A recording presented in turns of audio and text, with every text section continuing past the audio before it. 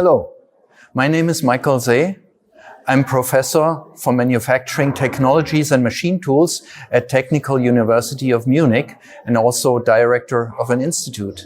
I'm here at this EMO preview of 𝘊𝘵𝘵𝘊𝘵 because I'm the president of the German Society for Manufacturing Research called WGP.